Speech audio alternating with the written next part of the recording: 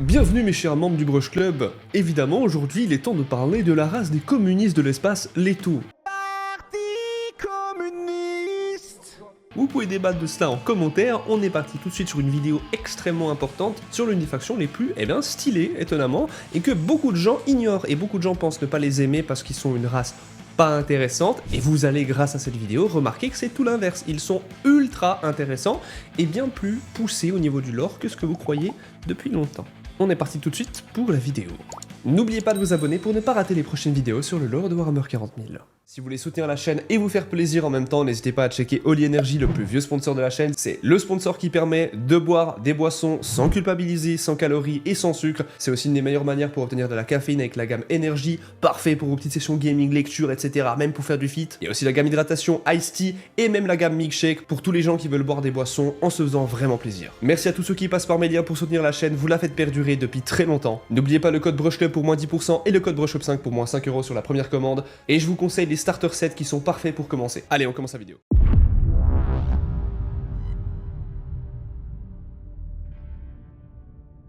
Notre réussite est inévitable, notre suprématie une question de temps. Nul sage ne saurait le contester. Les Tau continuèrent à étendre leur domaine dans une cadence soutenue. Cependant, les pertes parmi les explorateurs étaient élevées. Non seulement les voyages spatiaux et les environnements variés étaient dangereux, mais pour couronner le tout, plus les Tau s'éloignaient de leur monde natal, plus ils rencontraient d'extraterrestres hostiles à toute colonisation. À présent que l'Empire se heurtait à l'hostilité de la galaxie, l'entraînement rigoureux des guerriers de feu s'avéra finalement utile. Les colossales bêtes reptiliennes, dites Dianoi, dévorèrent de nombreux colons.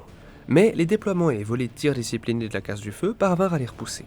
Sur Sa-Sea, le désert était parcouru par des prédateurs voraces que les guerriers du feu furent forcés de traquer ainsi que d'éliminer avant même l'atterrissage des colons. Au cours de ces premières expansions, les Tau rencontrèrent aussi des civilisations. La caste du feu se chargea d'anéantir celles qui s'opposaient aux Tau, les éradiquant tout comme elle avait éradiqué les bêtes sauvages. Mais les éthérés leur donnaient auparavant l'occasion de se joindre au bien suprême plutôt que de périr. Ils avaient deux choix, mourir ou accepter leur nouvelle vie. De la même façon qu'ils avaient mis fin aux guerres sur Tau et uni les tribus dans un but commun, ils désiraient que les extraterrestres se joignent à leur cause. Les éthérés apprirent aux autres castes à accepter la présence des autres espèces, quelle que fût l'étrangeté de leur apparence et de leurs coutumes. Leur barbarie, leur superstition ou leur ignorance du grand destin qui s'offrait à eux n'avaient aucune importance. Il était essentiel de les aider à franchir le pas pour comprendre l'importance du bien suprême, ainsi que de se rallier au jeune empire des Tau. Ainsi, lorsqu'une civilisation était découverte, les éthérés mettaient en œuvre un plan dans lequel chaque caste avait un rôle à jouer. Les planètes étaient d'abord survolées par la caste de l'air afin de déterminer si elles étaient habitées par des civilisations. Dans l'affirmative, les ambassadeurs de la caste de l'eau, à l'habilité inégalable dans le domaine de la diplomatie, étaient envoyés prendre contact. De telles propositions furent alors faites à l'une des races nommées les Traxiens, mais aussi aux Grites invertébrés, aux Nicassars et à bien d'autres races. Tous se virent offrir la possibilité de rejoindre l'Empire Tau et de former une alliance par le biais d'une protection mutuelle, ou alors d'accords commerciaux ou d'échanges de technologies. La plupart des extraterrestres les plus primitifs se prosternèrent sans hésiter, tandis que les autres acceptèrent peu à peu l'idée d'un partenariat. Au final, le résultat fut le même, et en l'espace de quelques années, l'hégémonie culturelle des Tau prit le dessus, et toutes les espèces finirent par les suivre à la poursuite du bien suprême. Cependant, toutes les races extraterrestres ne se révélèrent pas aussi complaisantes. Celles qui refusèrent de coopérer se virent soumises à de sévères ultimatums. La toute-puissance de la caste du feu fut déchaînée contre celles qui ne s'exécutèrent pas. Lorsqu'ils en recevaient l'ordre, les guerriers du feu lançaient un assaut orbital et effectuaient des frappes sur des objectifs précis avant de se retirer pour échapper aux représailles. Suite à de telles attaques, chaque faction extraterrestre, en dehors des plus agressives, bénéficiait d'une occasion de faire amende honorable. Dans la plupart des cas, l'adversaire avait subi des dommages irréversibles à son industrie et ses lignes de communication étaient coupées, si bien que ses populations se retrouvaient isolées. Cette stratégie consistait à diviser pour conquérir, en poussant l'ennemi à négocier, même si dans de rares occasions, il y a eu plus des génocides que des négociations. En dépit de la multiplication rapide de la population des Tau, leur expansion était si foudroyante que les guerriers de feu commençaient à manquer d'effectifs. Ils se retrouvèrent souvent en infériorité numérique face à l'adversaire. Toutefois, leur excellent commandeur apprit rapidement que même les armées nombreuses pouvaient être vaincues par l'application de forces chirurgicales et d'une puissance de feu écrasante. Face à la menace de l'annihilation et à l'alternative de survivre au sein des domaines des Tau, tous les extraterrestres en dehors des plus obstinés choisirent la seconde solution. Néanmoins, il y eut une exception notable. Je parle évidemment des orques, nos xéno-champignons préférés.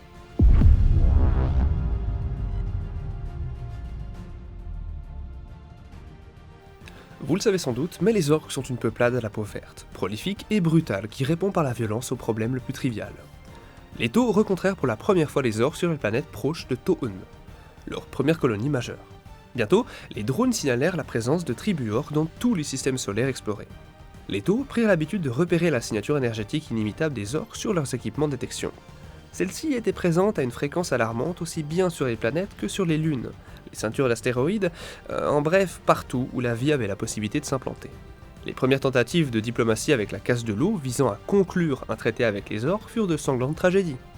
Rappelons-le, mais les orques ne font pas dans la politique. Plusieurs négociateurs hardis furent tués sur place, massacrés par les sauvages verts en mal de divertissement, ou alors simplement utilisés comme gladiateurs. Imaginez les pires choses que les orques pourraient vous faire. Ce serait combattre sans arrêt jusqu'à épuisement, et il faudrait que vous soyez capable de tenir tête à un orque, ce qui n'est pas le cas de la plupart des gens, surtout que les Tau ne sont pas très doués au corps à corps. Les représailles de la casse du feu ne parurent qu'exciter davantage les tribus éparses, qui s'unirent pour former de grands hordes avant d'aller piller l'espace Tau. Au bout de nombreuses batailles, les Tau se rendirent à l'évidence. Il était vain d'essayer de persuader les orques de rejoindre le bien suprême, comme ils avaient pourtant réussi à le faire pour une dizaine d'autres espèces belliqueuses. Les éthérés eux-mêmes acceptèrent le fait que les orques fussent irrécupérables, et que le bien suprême doive se passer de leur concours. Désormais, lorsque ces extraterrestres sont rencontrés, la procédure standard consiste soit à les exterminer aussi rapidement que possible dans le cadre d'une guerre ouverte, soit à baliser leur territoire et à établir un cordon de sécurité autour de leur planète.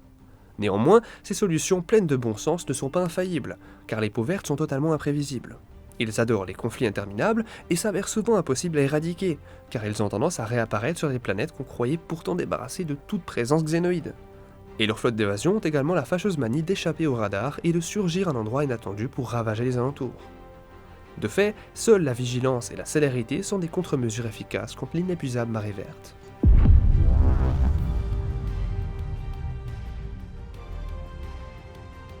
Jusqu'à présent, l'expansion des Tau a eu lieu au cours de 3 phases distinctes, appelées des sphères d'expansion.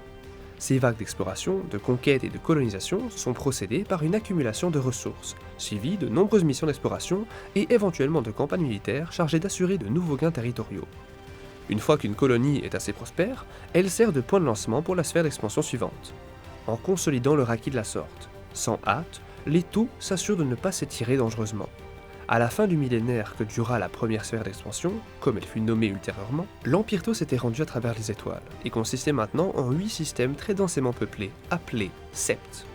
Et un septe est baptisé selon sa principale planète, et peut comprendre un nombre variable de lunes et de mondes secondaires, ainsi que des avant-postes, des satellites, des cités orbitales et des installations minières. Tous sont reliés entre eux par des stations spatiales et un vaste réseau de relais de communication tissés autour des installations majeures. Un sept n'achète son développement qu'au bout de plusieurs générations.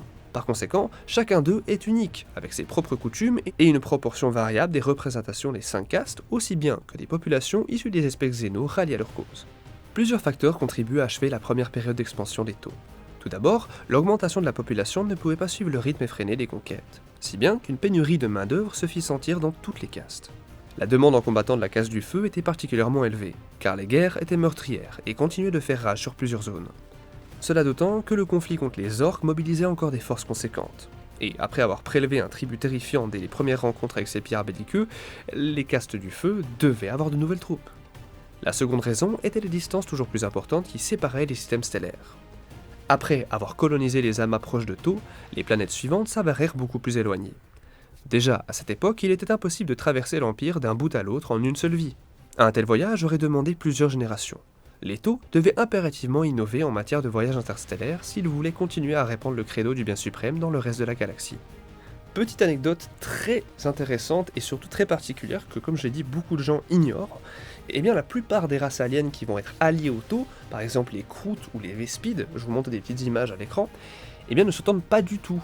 Et c'est ça qui est assez particulier, c'est que les Tau ont plein d'alliés, mais ces alliés ne se supportent pas. Et c'est ça qui est extrêmement intéressant avec cette notion de bien suprême, c'est que les Tau sont très doués donc en politique, et aussi ils trouvent un moyen de rallier tout le monde à leur cause, mais ils n'arrivent pas non plus à calmer les dangerosités des sévices qu'il y a depuis des générations et des générations entre deux races qui se supportent pas, pour des raisons peut-être de race, simplement, ces problèmes raciaux d'une sorte d'alien bizarre qui n'aime pas notre alien bizarre parce qu'ils n'aiment pas la tête qu'ils ont. C'est aussi possible dans Warhammer, ça existe totalement. C'est une sorte de xénophobie entre races qui sont pas vraiment des factions, car la plupart ne sont pas très développées. Les Krauts ne sont pas ultra développés. Petite anecdote supplémentaire, d'ailleurs les Krauts, ces belles choses-là, sont très étranges. Ils vont manger tout, y compris les cadavres. Donc ils sont pas trop compliqués à nourrir. Vous les envoyez sur une guerre, ils mangeront les cadavres. D'absolument tout. Voilà. Alors, ils ont essayé de manger les tyrannides et ils ont vomi. Et les nécrons, pareil. Mais ils essayent. J'ai plein d'autres anecdotes comme ça. Continuons la vidéo. Je vous montre donc ici les septes, donc les fameux... on va appeler ça des régions un peu, donc avec la planète principale, donc tout, qui peut s'étendre avec une lune, etc., avec deux autres planètes autour. C'est pas exact la, on va dire, dimension des septes, mais c'est comme des sortes de mini-secteurs. N'hésitez pas à mettre pause, à lire tout ça, on passe à la suite.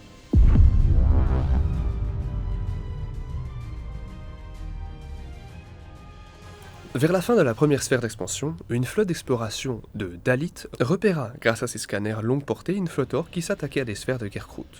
Ces derniers tentaient de défendre leur enclave sur la planète Krat, mais ils étaient en infériorité numérique flagrante. Au départ, les Tout pensaient rester neutres dans cet affrontement. Cependant, l'amiral de la casse de l'air et le commandeur de la casse du feu refusèrent de laisser des orques sans honneur remporter une victoire sous leurs yeux. Les Tout déployèrent alors leur flotte et détruisirent les vaisseaux des peaux vertes, ne comprenant malheureusement que trop tard qu'il s'agissait là que de l'avant-garde d'une immense armada, une énorme wag qui allait les encercler. C'est ainsi que débuta une guerre de grande ampleur, à la fois dans l'espace et sur plusieurs planètes, qui serait entre autres baptisée plus tard la guerre de l'Union, car elle fut le premier conflit mené par l'alliance des Taux et des Kroot. Cette dernière fut si efficace qu'elle tint tête aux orques suffisamment longtemps pour permettre à des renforts de Sakea d'arriver et de triompher. Les Taux furent si impressionnés par le talent martial des Kroot qu'ils acceptèrent de prolonger l'alliance afin de libérer les autres enclaves de Kroot attaquées par les peaux vertes. Les Taux aidèrent les Kroot à chasser les orques de leur planète et à atteignir enfin Pek, une autre planète. Alors rien à voir avec les pectoraux, c'est vraiment la planète Pek, des Kroot, le monde d'origine de cette espèce, et ils y rencontrèrent son plus grand chef, Angkor Prok. Là, au pied de la pierre de serment, le meneur des Kroot jura allégeance à l'Empire Tau et assura que ses guerriers se battraient pour le bien suprême. Ce serment est encore honoré de nos jours, et les Kroot sont de loin les auxiliaires les plus répandus au sein des armées Tau, en tant qu'éclaireurs et tirailleurs doués pour tendre des embuscades et assaillir les positions isolées. Les Tau apprécient énormément les compétences guerrières des Kroot, et espèrent également que l'exposition des Kroot à leur culture supérieure les pousse un jour à abandonner leur tendance cannibale. Croyez-moi, ils espèrent pour rien, les Kroot ils adorent bouffer tout ce qui bouge.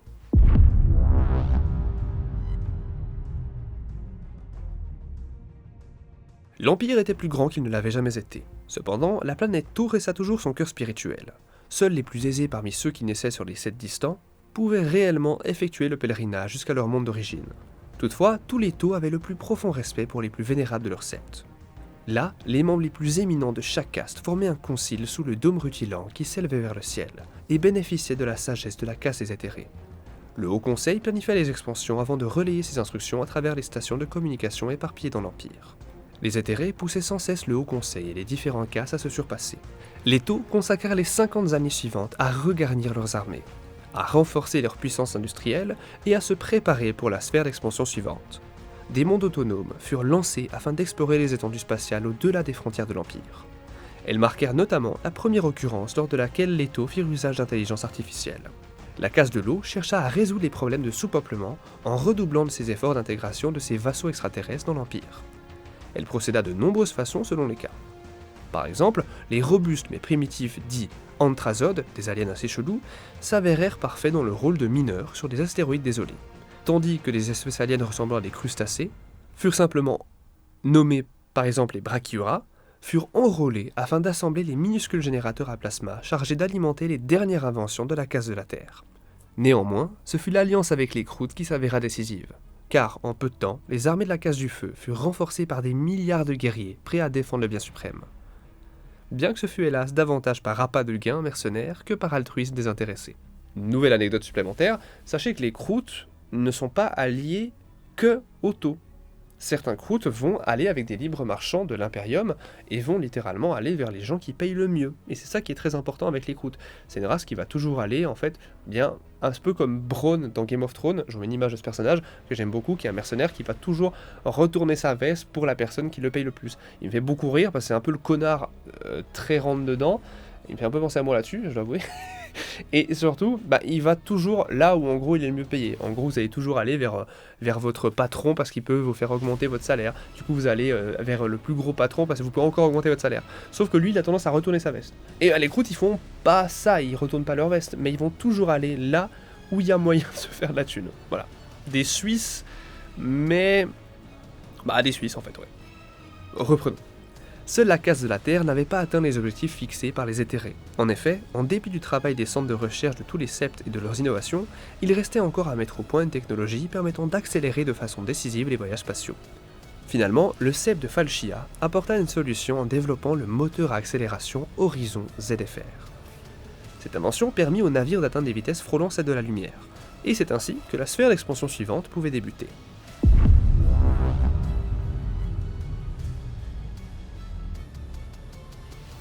Grâce à des flottes plus rapides et des armées appuyées par des millions de parentés de croûtes, l'éthéré suprême On Wei put déclarer la fin des préparatifs.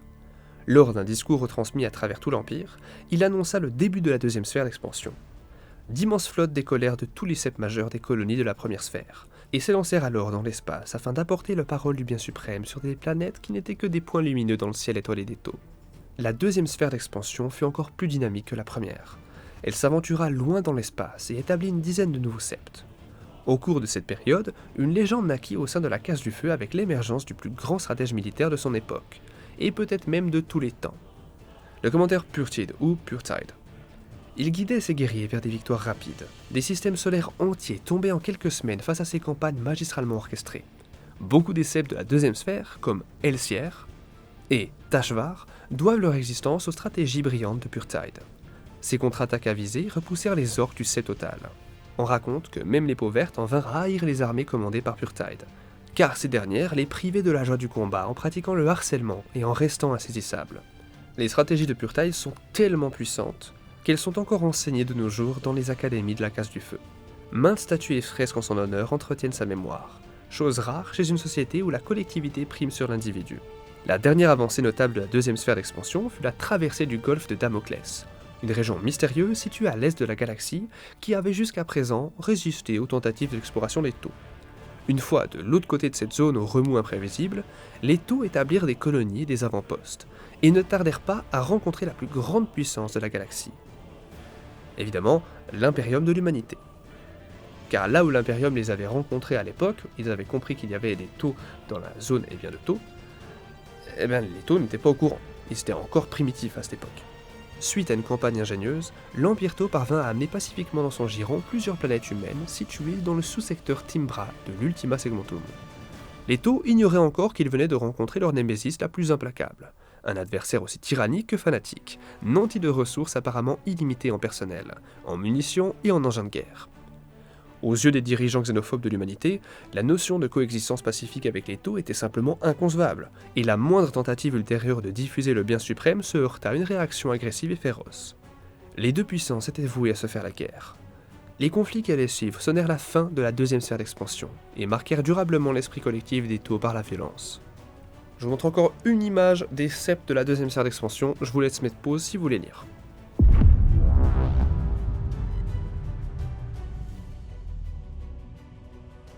Depuis leurs premiers pas dans les étoiles, les Tau ont volé de succès en succès. Guidés par les éthérés, les Castes ont surmonté tous les obstacles, au point que nul ne pouvait nier la réussite des Tau. Toutefois, de l'autre côté du golfe de Damoclès, ils se heurtèrent à un ennemi inconnu, et le conflit qui s'ensuivit finira par augurer une nouvelle ère de guerre. La première rencontre entre l'Empire Tau et l'humanité n'eut pas lieu avec l'Impérium proprement dit, mais avec des éléments dissidents qui opéraient à la périphérie de cette superpuissance galactique. L'Impérium est le plus grand domaine de la galaxie, mais une grande partie de ses frontières n'a jamais été explorée, ou ses colonies ont sombré dans l'oubli. Le volume d'espace aux alentours du golfe de Damoclès était une telle région, une telle étendue sauvage au sein de laquelle les Tau purent simplement s'enraciner, sans réellement de résistance. Les Tau rencontraient d'abord des libres marchands, des pirates et des colonies isolées qui avaient régressé au point d'avoir oublié leurs origines et la présence d'autres planètes humaines. Ces premiers contacts aboutirent à des accords commerciaux, parfois à des conflits militaires. Finalement, la Casse de l'eau comprit que ces humains étaient des rebuts d'un empire galactique d'une taille inimaginable. Les planètes habitées par des humains dissidents furent annexées à l'Empire Tau. Et quant à celles qui étaient encore liées à l'Impérium, les dirigeants des Castes débattirent du comportement adapté, et cela avant que les éthérés ne tranchent finalement le débat. Pour une partie du Haut Conseil, l'Imperium était tellement puissant qu'une agression ne pourrait mener qu'à un conflit que Leto ne pourrait simplement pas gérer. Mais les chefs de la Casse du Feu désiraient la guerre. Cependant, Oenva, le bras droit de l'éthéré suprême Oenwei, opta pour un autre plan. La Casse de l'eau a alors reçu pour mission d'infiltrer les mondes loyaux à l'Imperium, tout particulièrement les cours des gouverneurs planétaires. Au bout de quelque temps, plusieurs membres de l'Imperium commencèrent à commercer avec Leto plutôt qu'entre eux. Les marchandises extraterrestres, et spécialement la technologie très convoitée de la Casse de la Terre, inondèrent les marchés, bafouant ouvertement la loi impériale. La suite du plan d'Oenva pouvait commencer. Je le rappelle, mais l'Imperium n'a pas le droit d'utiliser de technologie, normalement Xeno. Sur ces mondes impériaux sortis du droit chemin et jugés mûrs, les émissaires de la Casse de l'eau commencèrent à murmurer les discours éprouvés à des oreilles qui leur étaient acquises. Les graines de la rébellion avaient été plantées de longue date, et les fruits étaient arrivés à maturité. Chaque gouverneur impérial se déclara libre des contraintes de la loi totalitaire de l'Imperium. L'influence des Taux s'étendit aussi vite qu'elle n'aurait pu le faire avec des actions militaires. Et c'est d'ailleurs ça, le niveau de brillantissime des Taux. Ils sont très doués psychologiquement, et surtout pour analyser chaque cas, pour réussir, à faire exactement ce qu'ils veulent. Comme d'habitude, la réponse de l'Imperium fut lente à venir mais terriblement brutale. Les Taux furent classés en tant qu'espèce xéno particulièrement dangereuse, et une croisade fut lancée pour les expulser du secteur. Les forces impériales étaient importantes, articulées autour d'une dizaine de bâtiments de guerre, et comprenaient 19 régiments de l'Astra Militarum, et l'équivalent de 5 compagnies de Space Marine issues de 12 chapitres différents. Les premières batailles furent des victoires écrasantes pour l'Imperium, car la puissance de ces navires de guerre et la rapidité de leurs attaques anéantirent tout avant-poste et toute colonie isolée. Mais, en un court laps de temps, les Taux furent repoussés du golfe de Damoclès, même si lors des derniers combats, les victoires de l'Imperium ne furent pas aussi facilement remportées. Les planètes d'où les Taux furent expulsés subirent de sévères représailles. L'Inquisition s'en prit aux humains qui avaient trahi la cause de l'Imperium et leur infligea des châtiments cruels. Pendant ce temps, la croisade impériale poursuivit les Taux de l'autre côté du golfe et, ce faisant, pénétra même jusqu'à dans leur empire.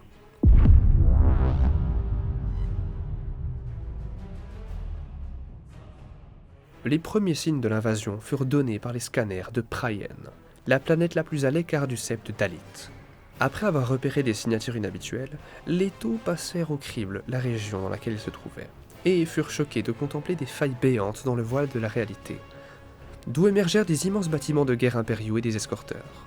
La flotte des Taux et la station orbitale de Praien provoquèrent d'énormes dégâts, mais elles furent malgré tout anéanties.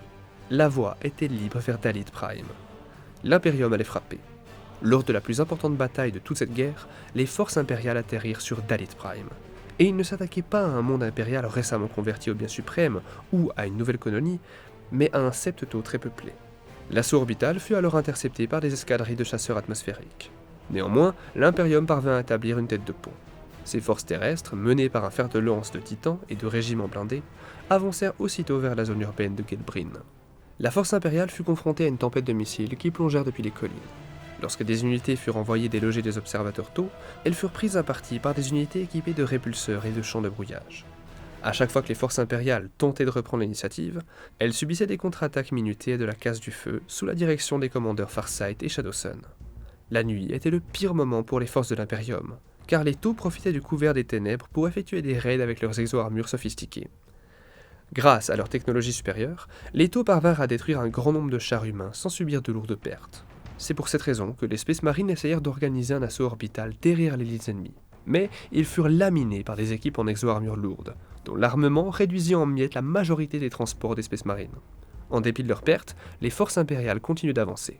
Plusieurs régiments de Dalit furent ravagés ou durent être évacués à cause des combats. Toutefois, l'arrivée des renforts Taux affaiblit grandement la suprématie spatiale de l'Imperium. Un Imperium qui fut finalement obligé de se retirer en abandonnant une grande partie de son matériel. Les Taux auraient sans doute pu encercler les forces terrestres humaines, mais étonnamment, les éthérés insistèrent pour ouvrir des négociations, et proposèrent un cessez-le-feu, ce qui permet aux envahisseurs de se retirer sans être inquiétés.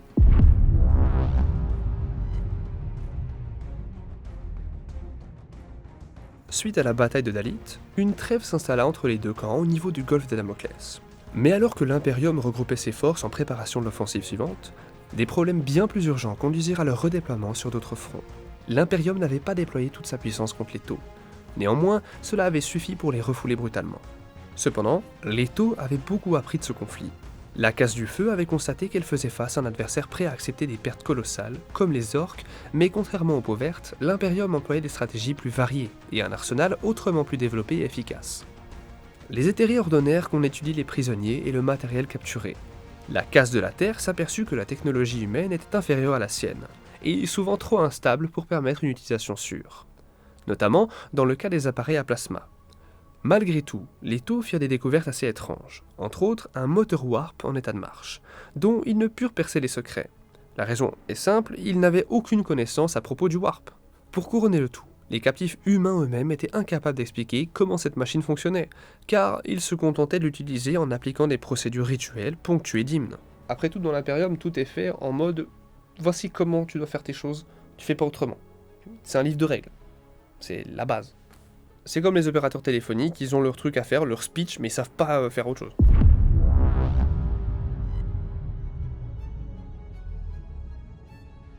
Suite à la guerre contre l'Imperium, Onva s'adressa au Haut Conseil pour explorer ses inquiétudes. Il implora l'Éthéré suprême, Onway, qui était alors au crépuscule de sa vie. Il lui demanda de reprendre ce que les Tau avaient perdu, et ces derniers sont animés par une confiance absolue dans leur propre destinée et sont convaincus que leurs méthodes sont les meilleures.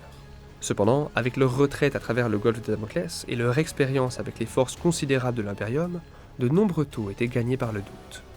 La race entière au cours de ces longues entreprises n'avait jamais connu l'échec.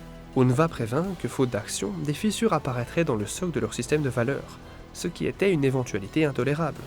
L'ancien Éthéré se rangea à l'opinion d'Onva, et lui confia le soin de prendre les mesures nécessaires. Onva savait que les mondes affranchis par l'Imperium pouvaient être manipulés, et d'après les communications interceptées, il savait que les secteurs entourant le golfe de Damoclès ne pouvaient pas espérer davantage de renforts. Par conséquent, Onva ordonna à la Casse du Feu de repasser la frontière mouvante entre l'Empire Tau et le domaine de l'humanité, cette fois pour reprendre les colonies récemment perdues.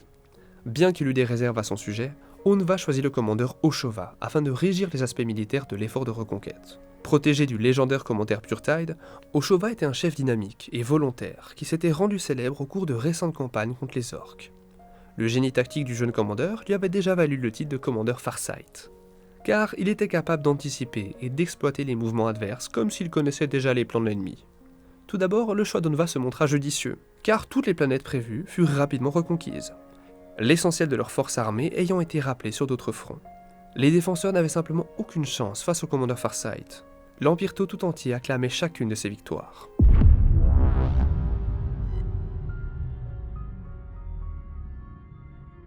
Alors qu'il ne lui restait qu'un monde à recoloniser, le commandeur Farsight fut distrait de sa mission par ses vieux ennemis les orques. Cela commença par les interventions ponctuelles contre les incursions peaux vertes aux limites de l'espace récemment reconquis, puis devint bientôt une guerre prolongée contre un conglomérat de clans orques venus à bord d'astéroïdes grossièrement aménagés.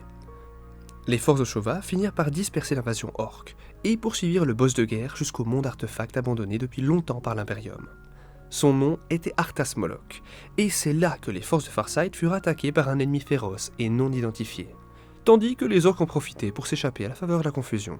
On en sait peu sur cette bataille, si ce n'est que tous les Éthérés qui accompagnaient l'expédition furent tués dans tous les affrontements, et que le mystérieux ennemi avait disparu, laissant de nouveau Arthas Moloch à l'abandon. En dépit des pertes et des ordres formels de revenir, le commandeur Farsight refusa de rejoindre le gros des forces de l'Empire Tau. Au lieu de cela, les restes de son armée repartirent à la poursuite des orques. Bientôt, ils furent hors de portée de communication, partis plus loin qu'aucun Tau avant eux. L'Empire Tau envoya de nombreux messages via la chaîne de communication, qui furent relayés par les balises aux confins du système jusqu'à dans l'espace inexploré, là où l'expédition Tau avait disparu. Mais aucune réponse ne parvint. Peut-être que l'immensité du vide ou quelques étranges interférences empêchèrent que les messages atteignirent enfin leur destinataire. Mais après plusieurs années sans réponse, l'expédition fut déclarée perdue. L'Empire Tau porta le deuil de son commandeur le plus illustre. Mais des années plus tard, des sondes explorèrent en profondeur cette région, là où le commandeur Farsight avait été vu pour la dernière fois, et ils transmirent des rapports inquiétants. Oshova était en vie, et il avait établi ses propres colonies à l'autre bout du golfe de Damoclès. Et cela est une mystérieuse trahison que le bien suprême a de la peine à expliquer et qui les hante encore aujourd'hui.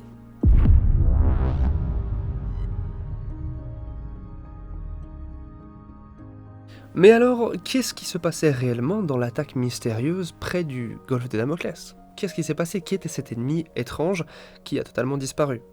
Et comment ça se fait que tout avait disparu sur la planète ? cela ne peut être qu'une chose.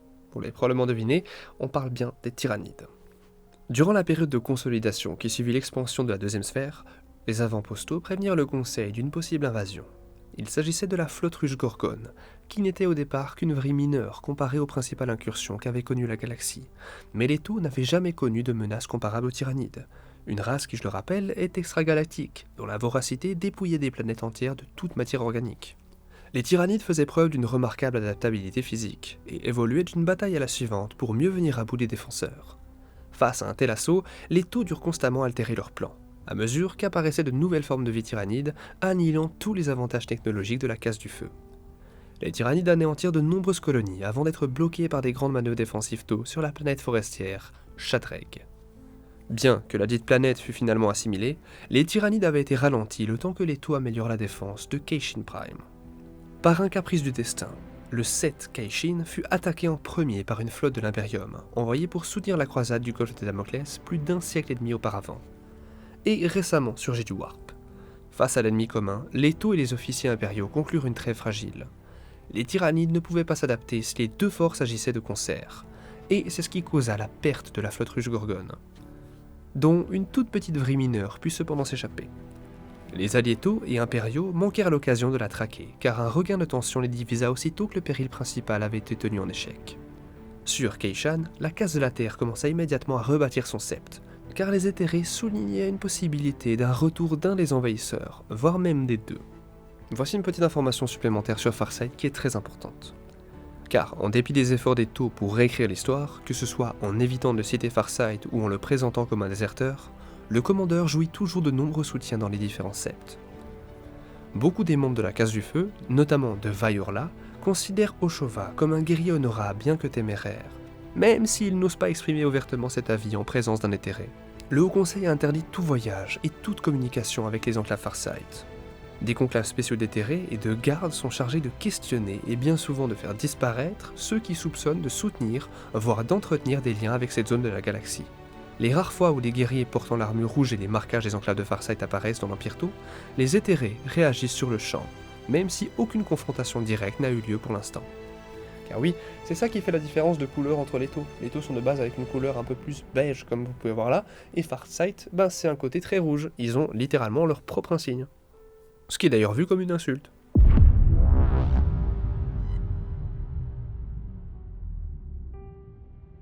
Les orques étaient de retour.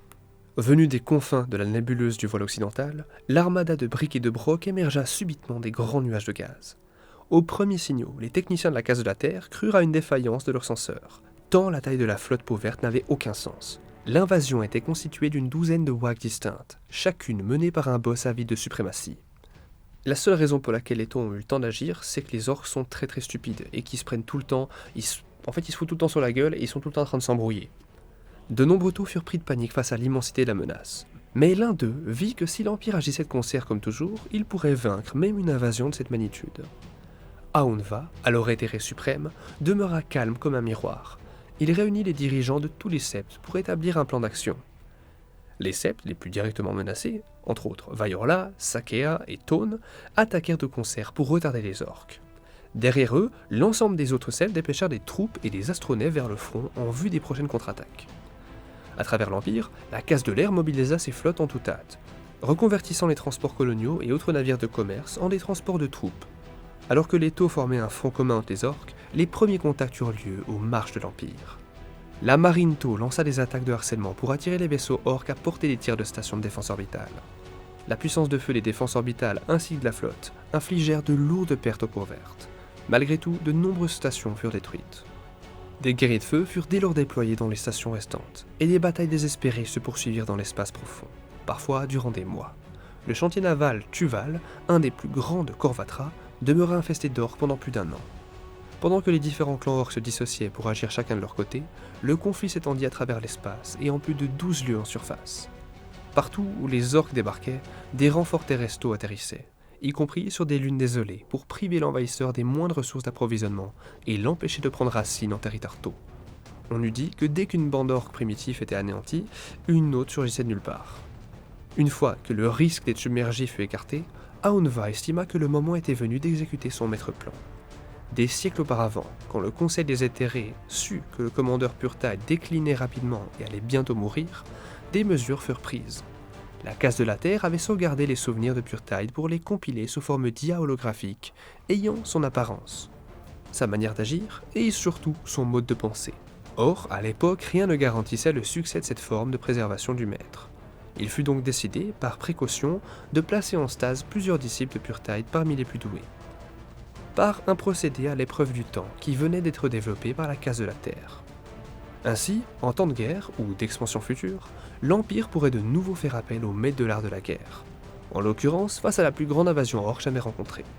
Aunva décida qu'il fallait un chef à la destinée glorieuse.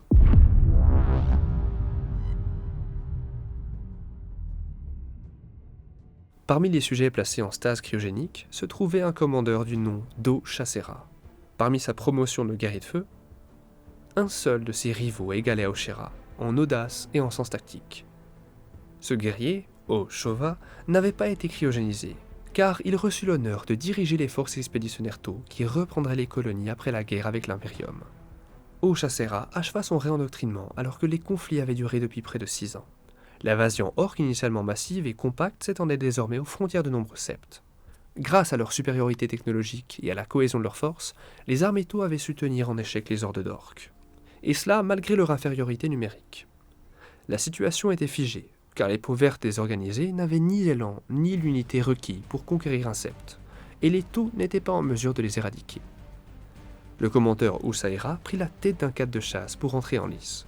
Après une série de victoires, elle reçut le commandement d'un contingent, une formation de plusieurs cadres.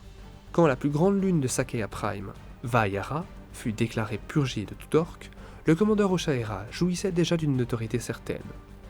Elle remporta encore des victoires dans les écosystèmes de Kormosan, et enfin dans les expansions crèches. Chaque triomphe libérait davantage de force pour faire pression sur les peaux vertes restants. Après le nettoyage exhaustif des expansions crèches, les orques furent définitivement brisés. Sachant combien cette engeance était difficile à extirper, Osha'era dépêcha ses cadres en mission de recherche et de destruction, afin de dépister et d'éliminer les poches de résistance peau verte les plus problématiques, mais surtout qu'elles ne puissent pas se reproduire. Et c'est grâce à ces actes que des milliers de vies, voire même des millions de vies ont été sauvées. Grâce à tous ces actes et à plus de 12 années de guerre, Osha'era était désormais connu sous le nom de commandeur Shadow Sun. Ces manœuvres étaient exécutées à la perfection par tous les échelons de commandement, et elle faisait personnellement preuve d'héroïsme. Son penchant pour l'infiltration et l'embuscade était déjà légendaire. Dès lors, des lendemains radieux attendaient l'Empire Tau.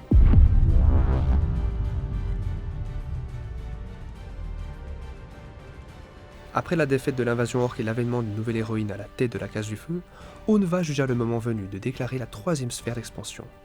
Grâce au surcroît des ressources fournies par les septes désormais bien établis, l'Empire Tau entreprit cette campagne de conquête à une échelle sans précédent.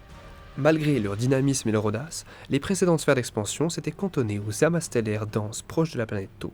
Leurs ambitions étaient limitées, car les Tau n'avaient pas les moyens démographiques de s'étendre davantage, et ils n'avaient pas encore appris à exploiter pleinement les capacités de leurs alliés.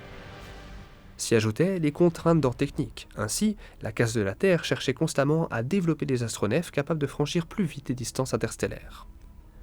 Aunva savait que c'était le moment ou jamais pour unir les Tau de maîtriser leur destinée. La Grande Guerre de Confédération avait mobilisé les Tau pour un conflit global, les éthérés poussant chaque caste à produire plus et mieux. L'invasion orque avait servi d'entraînement impitoyable pour la Case du Feu, et les pertes de cette campagne prolongée avaient été remplacées. De nombreux guerriers de feu et leurs commandeurs avaient gagné une expérience inestimable face aux peaux vertes. Plus que jamais, ils étaient en mesure de coordonner leurs efforts avec d'autres septes et avec leurs marines Tau. Les effectifs d'auxiliaires, prêts à se déployer avec la Case du Feu, furent augmentés jusqu'à atteindre un niveau sans précédent. Afin d'atteindre au plus vite les systèmes lointains, jugés d'ailleurs prioritaires par les éclaireurs avancés, les armadas de vaisseaux Tau avaient été équipés des dernières modifications de la Case de la Terre. La propulsion des astronefs fut améliorée de sorte que les moteurs puissent fournir une poussée accrue, dans le but d'atteindre des vélocités jusque-là inconcevables. Pour alléger les fardeaux des navires de transport destinés aux plus longs périples, la Case de la Terre les équipa de vastes chambres de stase, afin de permettre à des cadres de chasse, voire à des commandeurs entiers, de passer des mois ou des années en transit sans vieillir d'un jour.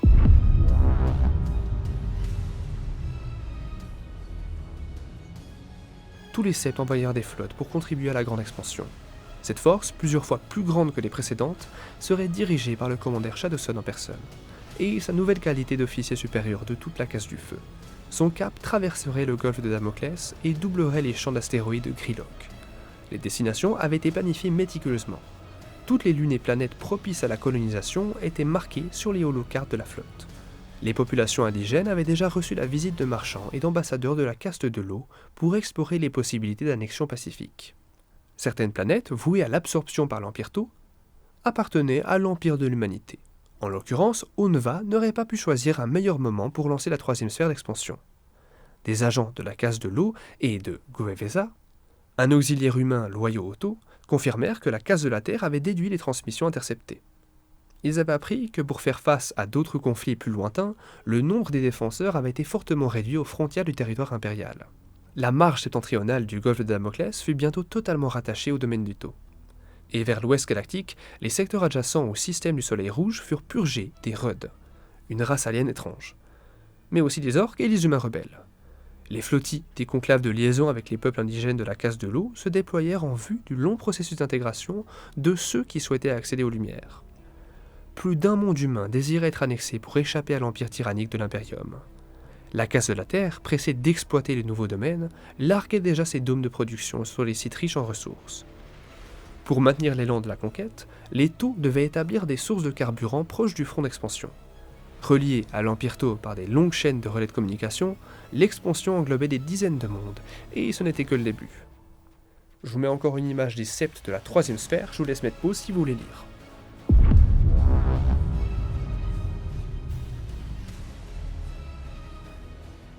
Portée par ses premiers succès, Shadowson mena son armée toujours plus loin en territoire impérial.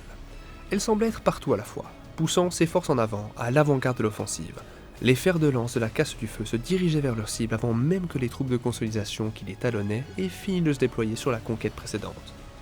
Shadowson rencontra une résistance croissante vers l'intérieur de l'Imperium, et vit que l'étirement de ses forces épuiserait son élan.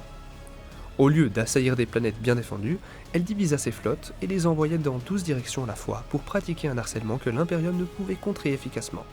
À la longue, ce dernier n'eut d'autre choix que de tenter de défendre passivement une poignée de mondes clés.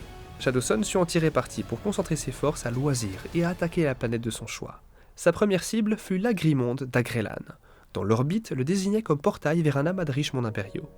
Des convois de troupes fraîches de la Casse du Feu, ainsi que de nombreux prototypes d'armes furent dépêchés en vue du conflit décisif.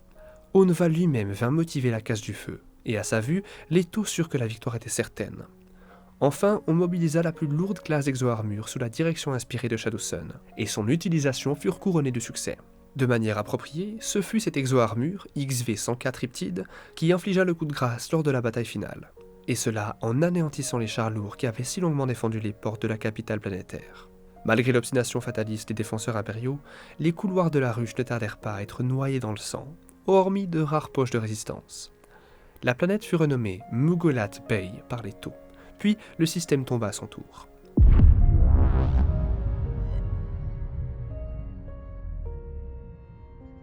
Les Tau remportèrent tant de victoires que de nombreux stratèges de la Casse du Feu crurent que la guerre était déjà gagnée, et que l'Imperium de l'Humanité était en déroute.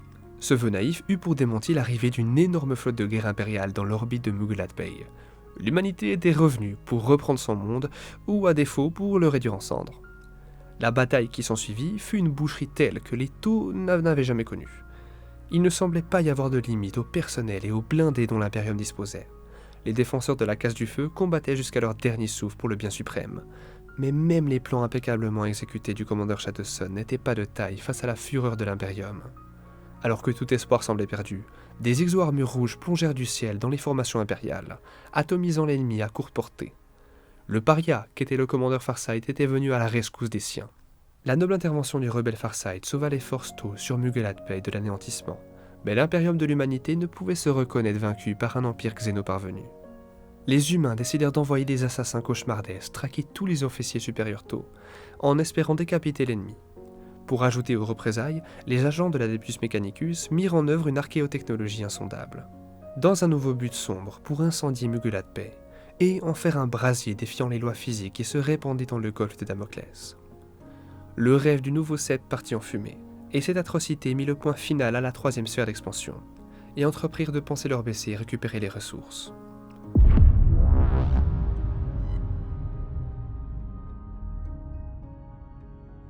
La troisième sphère d'expansion avait amené de nombreux mondes dans le giron du bien suprême, mais elle s'acheva dans les flammes et la destruction, en isolant les taux du reste de la galaxie. L'Empire avait besoin de nouvelles technologies pour quitter la bordure orientale, mais en cherchant à s'étendre rapidement à tout prix, les taux couraient au désastre. Tout en se remettant des suites de la guerre de Mugulat Bay, l'Empire Tau expansionniste se heurta à un dilemme. Grâce à une archéotechnologie occulte, les technoprêtres du Mechanicus avaient plongé un grand volume d'espace dans les flammes. Et en même temps, ils avaient coupé la route que les taux étaient destinés à emprunter vers le noyau galactique. À l'est de l'Empire s'étend une région désolée, privée de vie par l'appétit de la flotte ruche Gorgone. Et à l'ouest, la dynastie Necronsotech se fait ressentir. Cernés, les taux se retrouvaient privés de voies de conquête spatiale libres de tout obstacle. En cette période de tension exacerbée, un autre cataclysme frappa. Le phénomène de la Grande Faille, baptisé par les taux Montieva, ou dévoreuse d'espoir, déchira la galaxie et stria le ciel de l'Empire Tau, tout en entraînant de violentes tempêtes autour des colonies cruciales. Des millions de vies furent perdues. Plus d'un stratège Tau craignait que même les ceps les mieux établis puissent être mis en péril si de telles troupes perduraient. Sur la planète Tau, au cœur de l'Empire, le Haut Conseil des Éthérés discuta de la question à huis clos. Une faction minoritaire proposa de négocier un passage à travers les territoires de l'impérium de l'humanité. Mais les humains furent jugés trop versatiles et hostiles pour une telle approche diplomatique. D'autres proposèrent de bâtir des grands cryovaisseaux de colonisation, quitte à ce qu'ils mettent des siècles à atteindre de nouveaux mondes. Mais un mode de prolifération aussi lent n'était pas du tout du goût des Taux. On ne pouvait retarder davantage l'édification des peuples arriérés, car chaque jour la galaxie souffrait davantage de leurs querelles. C'est ainsi que la case des éthérés choisit un moyen plus dangereux, mais qui pouvait résoudre tous leurs problèmes. Depuis les premières rencontres entre Tau et humains, les divisions scientifiques de la case de la Terre eurent pour tâche d'étudier la technologie primitive de l'Imperium afin de comprendre comment ces navires pouvaient exécuter de tels sauts à travers le vide. Une percée survient après des décennies d'études et d'altérations, au cours desquelles la technologie impériale fut adjointe à des épaves de sphère de croûte, qui furent récupérées en secret sur les sites de bataille des précédentes expansions. Le module AL-38 Silage était un prototype adaptable au système de propulsion de n'importe quel type d'astronef, et destiné à engendrer une bulle d'antimatière autour d'un navire, pour le propulser à une vitesse telle qu'il pourrait percer la trame de la réalité elle-même. De la sorte, il serait possible de franchir d'immenses distances à travers l'espace réel dans des délais considérablement réduits. Les premiers tests du module rencontrèrent un succès incroyablement prometteur. Les vaisseaux Tau, pourvus du prototype du modèle Sillage, étaient capables de traverser tout l'Empire en l'espace de quelques jours. Un voyage qui, à l'époque, prenait des mois. Il était donc théoriquement possible de simplement contourner les brasiers stellaires qui barraient le golfe de Damoclès.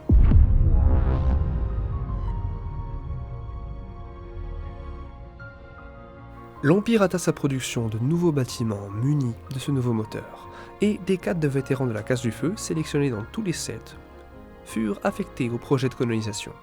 L'autorité militaire suprême fut accordée au commandeur sur Strike, un vétéran doué de sang-froid et d'un jugement posé, qui en plus faisait l'objet d'un grand respect de par le prestige accumulé lors des guerres de la troisième sphère d'expansion. Et il avait combattu aux côtés de Shadowsun elle-même à la bataille de Mugulat Bay. Et c'est pour cette raison que Osha Serra, que je rappelle est donc Shadowsun, se portait garante de ses aptitudes.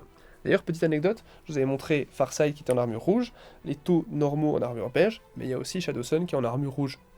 Ce fut en grande pompe qu'Onva proclama le commencement de la quatrième sphère d'expansion. L'Éthérée suprême déclara qu'elle percerait le brasier du golfe Damoclès telle une lance de vérité irrépressible, et qu'elle répandrait le credo du bien suprême plus loin que jamais vers le cœur de la galaxie. L'armada de Surstrike se rassembla à Numenor Point, sur les marches septentrionales de l'Empire Tau. Le savant de la Casse de la Terre, Fiovre Kabuto, le génie à l'origine du prototype AL-38 Sillage, donc le fameux moteur, exprima son inquiétude au sujet de l'ampleur de l'expédition.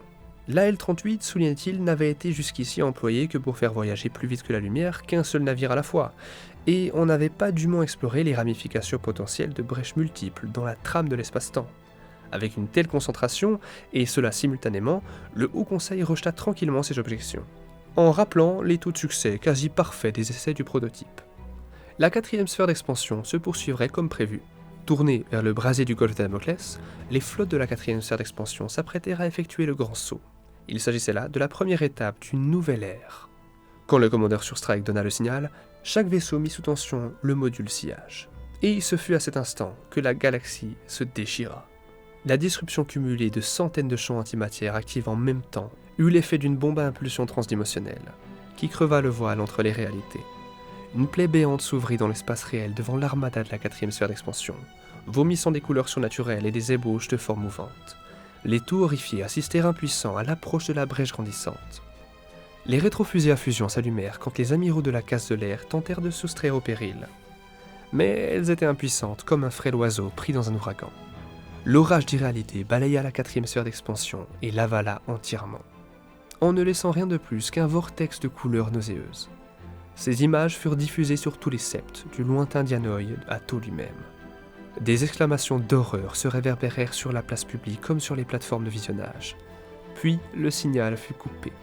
La case des éthérés censura les faits, et produisit des holométrages savement truqués qui montraient la 4e sphère d'expansion accomplir sans encombre tous les sauts dans le seul domaine vers l'inconnu. Sympa la politique des Tau qui ressemble à la politique de 2025.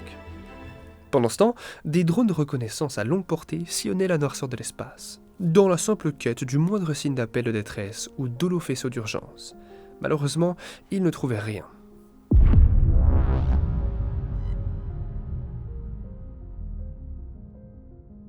Les années passèrent. Loin d'entreprendre de grandes découvertes, les Tau se retrouvèrent sur la défensive. Les incessantes perturbations cosmiques qui ravageaient l'Empire ne se calmaient visiblement pas. Des ennemis ressurgirent sur tous les fronts, comme si l'éruption de la Montieva, donc l'œil de la terreur, avait rendu frénétiques les espaces obscurantistes. Les orques revenaient en nombre, et l'ombre de la flotte ruche Gorgone, qu'on avait cru pratiquement détruite, revenait hanter les Tau. Des populations xénon des Sept, notamment proches de la Montieva, furent prises de démence violente. La casse du feu continua à assurer la sûreté des frontières de l'Empire avec bravoure et abnégation. Les combats étaient rudes et glorieux, mais pourtant, chaque guerrier de feu désirait la fin de ces fastidieuses opérations de consolidation, et le retour de la grande mission des Tau. Une mission qui à la base était simple, sillonner la galaxie pour apporter le bien suprême à tous. Si les Tau continuaient à œuvrer de concert au nom du progrès et des Lumières, on ne pouvait nier le malaise qui affligeait sourdement les citoyens de l'Empire. Le projet AL-38 Sillage avait été abandonné, le prototype avait été démantelé et remisé dans les laboratoires de la casse de la Terre. Avec lui disparut le rêve du voyage plus vite que la lumière. Les éthérés n'avaient nullement l'intention de risquer un autre Numenor Point. On eût dit que la perte de la 4e sphère avait marqué le crépuscule de Tova, une ère où l'incertitude et le danger permanent avaient supplanté l'idéal de la paix interstellaire. Puis, après des années de silence, on capta un signal. Un holo-relais décela un drone solitaire qui dérivait dans la zone du silence, diffusant un flux de données cryptées sur un canal en usage au moment du drame. Des vaisseaux de reconnaissance se précipitèrent pour intercepter le drone, mais en atteignant sa position, ils découvrirent avec stupeur un phénomène cosmique inédit. Un trou de verre tourbillonnant au beau milieu de cette portion d'espace déserte. Le drone tournait autour de cette anomalie et contenait des codes d'identification sécurisés ainsi que des clés à microphase remontant au lancement de la 4e sphère d'expansion. Mieux encore, sa base de données comprenait des coordonnées venant de loin au nord de l'Empire Tau, dans les territoires que l'humanité appelait l'étendue de Shalnat. Cette découverte impliquait un miracle. La 4e sphère d'expansion avait peut-être perduré et appelait les siens depuis l'autre extrémité du trou de verre. Le Haut Conseil ordonna qu'on construise sans délai des positions défensives autour du trou de verre que les Tau baptisèrent Nexus stellaire. Il s'agissait là simplement d'un anneau hexagonal de forteresse spatiale entrelacé de champs de mines qui devait défendre l'anomalie et plusieurs flottes de défense allaient être affectées en permanence aux patrouilles. La quantité de matières premières requise pour ériger ces fortifications était ahurissante, de quoi bâtir des centaines de flottes de guerre. Afin de réunir ces ressources dans le plus bref délai, les Tau établirent des programmes de déplacement de population dites décrets de liberté de travailler afin de transférer les Tau aussi bien que des xénos entre leur monde d'origine et le site de leur nouveau chantier. Les ressources consacrées à la protection du Nexus rivalisèrent bientôt avec celles allouées au monde d'origine des Tau lui-même. Pendant ce temps, une division de savants éminents de la casse de la Terre, venus de tout l'Empire et encadrés par l'équipe à qui on devait la création du module AL-38 Sillage, étudiait et sondait le trou de verre en quête de réponse.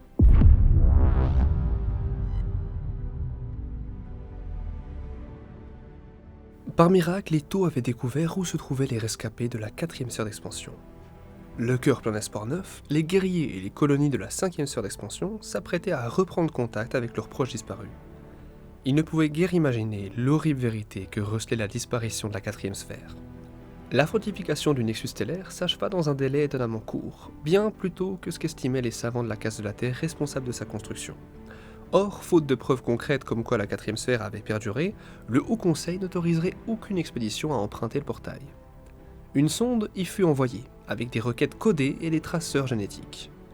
Elle mit plus d'un cycle solaire Tau à revenir, L'analyse de l'échantillon sanguin et des enregistrements qu'il rapportait confirma l'identité du correspondant. Le commandeur Surstrike en personne. Notre fameux Farsight. Cette preuve explicite était en soi la promesse d'une nouvelle sphère d'expansion. Suite au message miraculeux de la 4ème sphère, l'optimisme galvanisa de nouveau l'Empire, et des vagues de colons cherchèrent à faire partie de la grande expédition de la 5ème sphère. Le commandeur Shadowsun elle-même fut tiré de sa stase pour guider les voyageurs qui retrouvaient Surstrike et son expédition. À sa demande, l'armada fut divisée en 8 flottes, chacune dirigée par un commandeur de la case du feu de son choix. Il s'agirait toujours d'un vétéran ayant combattu avec elle dans le golfe de Damoclès. Des milliers de bâtisseurs de la case de la Terre et des diplomates de la case de l'eau étaient présents pour relever les défis logistiques et politiques. Bientôt, l'armada de la 5ème sphère d'expansion se disposa en formation serrée face au portail dimensionnel grand comme une lune. Sa lueur ondoyante se diffusait telle une auréole qui éclairait les navires de bleu pâle. On actionna les moteurs et on adressa les boucliers antimatière.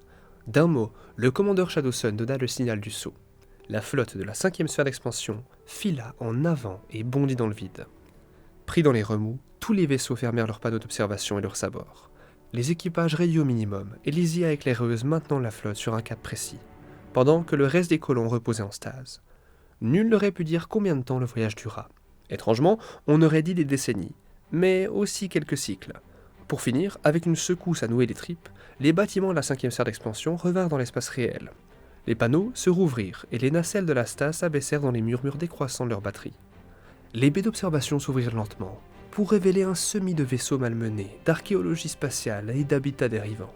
Plusieurs navires avaient été démantelés pour en faire une structure hexagonale autour de l'anomalie stellaire, d'où l'armada de la 5ème sphère venait de surgir. Ses canons à impulsion et ses accélérateurs de masse pointaient vers l'espace. Ce collectif disparate émit à l'unisson un message de bienvenue à l'atoll de Nemiar. Le commandeur Shadowsun sortit du tube d'amarrage de son vaisseau et prit pied à bord d'une archéologie, en compagnie de plusieurs éthérés de haut rang. Ce fut le commandeur Surstrike en personne qui l'accueillit. Il semblait avoir vieilli de plusieurs décennies depuis leur dernière rencontre. Malgré la présence des éthérés, le vétéran de la case du feu ne semblait pas satisfait spirituellement et ses yeux étaient froids comme l'acier. La délégation d'éthérés interrogea le commandeur pendant plusieurs semaines. La raison de ces conversations était tenue secrète, et les vaisseaux du corps il fallait récupérer tous les témoignages des rescapés. Mais cela n'empêcha pas la circulation de rumeurs troublantes. Quelque chose avait attaqué les vaisseaux de la 4ème sphère d'expansion qui se trouvaient à la dérive dans le subdomaine. Près de 3/4 des vaisseaux de l'expédition furent déchiquetés, leurs occupants emportés par le maelstrom hurlant. Des formes bizarres se manifestèrent dans les navires marchands et toutes les frégates furent démontées. Ces manifestations étaient-elles des êtres étranges de toutes les lois de la physique ou de la nature? Plus d'un navire fut éviscéré de l'intérieur et ses passagers dévorés. Les créatures affamées du subdomaine traquaient et engloutissaient leurs proies une par une. D'après certains oui-dire, ces créatures prolongeaient le tourment des taux pour s'en nourrir. Aucun survivant de la 4ème sphère d'expansion ne pouvait estimer la durée de ce cauchemar, et personne ne voulait parler de ce qui les avait sauvés, si ce n'est qu'une chose douée d'une conscience hideuse les avait arrachés à leur tourment, en ouvrant ce faisant une large brèche dans le tissu de l'irréalité. Ce même trou de verre que la 5ème sphère d'expansion avait emprunté. L'horreur primordiale dans les regards des témoins de cet étrange show glaça d'angoisse ses interlocuteurs. Les malheureux avaient été irrévocablement changés par ceux qu'ils avaient vus. Ils parlaient peu, et ne croisaient pas volontiers le regard de ceux qui n'avaient pas connu ce qu'ils avaient vécu. Mais c'était la présence des espèces non-taux qui semblait le plus les gêner. Ce ne fut que sur l'insistance des éthérés que Surstrike permit aux auxiliaires extraterrestres de venir à bord du portail.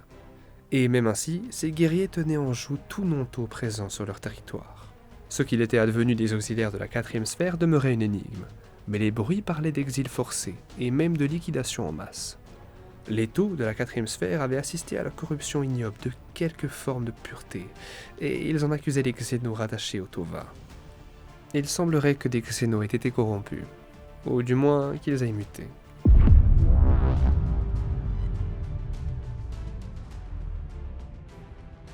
Malgré ces retrouvailles très étranges, l'élan de la 5ème sphère d'expansion se maintint. Les Taux ne pouvaient pas se permettre de stagner. Cette nouvelle frontière était mortellement dangereuse, et le traumatisme persistant de la Grande Faille rendait la navigation périlleuse.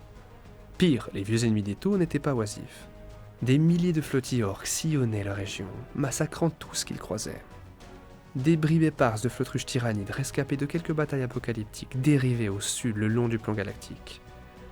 Il n'y avait pas grand signe de l'impérium de l'humanité. Mais pourtant, le danger était là. Les captifs ne savaient pas grand-chose. Les modes de communication archaïques et les voyages spatiaux humains avaient manifestement beaucoup souffert des troupes galactiques. Et les troupes profitèrent de cette faiblesse pour convaincre plusieurs mondes humains. Il y avait cependant quelques mondes humains peu peuplés autour des Tau. Et les mondes de communication archaïques et les voyages spatiaux humains avaient manifestement beaucoup souffert des troupes galactiques. C'est pourquoi les Tau profitèrent de cette faiblesse pour convaincre plusieurs mondes humains voisins de la justesse du bien suprême, en supprimant les éléments qui refusaient cette émancipation. Ainsi, plusieurs planètes impériales furent rapidement capturées par les forces de Shadow Sun, et les guerriers de la 4ème sphère d'expansion s'étaient adonnés à ces purges avec enthousiasme, ce qui suscita la désapprobation et l'indignation de leurs frères. Leur absence de pitié était inédite chez les adhérents au Code du Feu. Ils allèrent jusqu'au point de fusiller des prisonniers et de ne pas minimiser, au contraire, les pertes chez les non-Tau. Les incidents tels que les massacres du lac de Lune, le massacre de Salkio, le bain de sang de la station Filiol, les 8 jours d'infamie et bien d'autres, consternèrent le commandeur Shadow Sun et les hauts conseils. Plusieurs officiers Tau de la 4ème sphère subirent le châtiment rituel de Malkla. Ils furent punis pour leurs actes et leur brutalité inutile, avant d'être déchus de leur grade ou renvoyés dans l'Empire pour y être réassimilés. Suite à des tueries et un soulèvement de croûtes sanglants sur la colonie de Kisan, tous les auxiliaires Xéno furent retirés des contingents Tau de la 4ème sphère. En dépit de ces incidents malvenus, l'effort expansionniste du Tau se poursuivit à un rythme soutenu. En l'espace de quelques mois, plusieurs planètes furent occupées et transformées en colonies prospères, et de nouveaux septes s'épanouirent sous l'égide des officiels de la caste de l'eau. Des stations de défense orbitale et des patrouilles gardaient les limites de l'atoll de Neymar. Car, après la dévastation de Damoclès, les Tau s'attendaient bien à ce que l'impérium de l'humanité cherche à reprendre par le fer et le feu son domaine perdu. Et pourtant, les guerriers zélés de l'humanité n'étaient pas les seuls à convoiter le Nexus stellaire. Cette route grande ouverte vers le cœur de l'Empire Tau. D'ailleurs, je vous mets une image des derniers septs, donc les 5e sphères d'expansion, juste ici. Comme d'hab, mettez pause si vous voulez. En effet, en quelques mois après la récupération des rescapés de la 4ème sphère, l'atoll de Nemiar fut attaqué. Une armada de navires impériaux horriblement défigurés apparut sans crier gare dans l'espace réel, aux portes du Nexus stellaire, et libéra sur le champ des nuées de torpilles d'abordage et un barrage d'artillerie. Les plateformes de défense du Nexus stellaire furent criblées d'obus qui les firent rouiller en quelques instants. Les défenseurs furent ensuite assaillis par des ennemis qui ressemblaient à des espèces marines, mais dont les corps avaient été déformés de façon grotesque par des maladies. Beaucoup maniaient des sortes de faux capables de couper en deux une exo-armure Crisis, ou des armes qui crachaient des jets de matière toxique. Ces adversaires étaient terriblement résistants au point d'ignorer les tirs d'armes légères. En dépit du caractère imprévisible de l'assaut, les forces des Tau étaient disciplinées et réagirent efficacement. Plusieurs navires ennemis furent abattus malgré la robustesse dont ils faisaient preuve. Mais plus encore résistèrent à la pluie de feu et débarquèrent des milliers de guerriers abordant les vaisseaux et les fortifications des Tau, ce qui leur permit de répandre leur maladie avec une joie cruelle. Des rapports affluèrent faisant état de Tau contaminés, sans que les Tau puissent comprendre comment les maladies pouvaient se propager autant rapidement. Certaines stations orbitales furent ravagées, au point que le dernier acte de leur commandement fut d'ordonner leur autodestruction avant que les afflictions ne se propagent. Quand Shadow Sun fut informée de l'attaque, elle réagit sans hésiter. Comparant des données issues des combats sur Kellic et Calendula, elle comprit que les assaillants faisaient partie d'une armée nommée la Death Guard.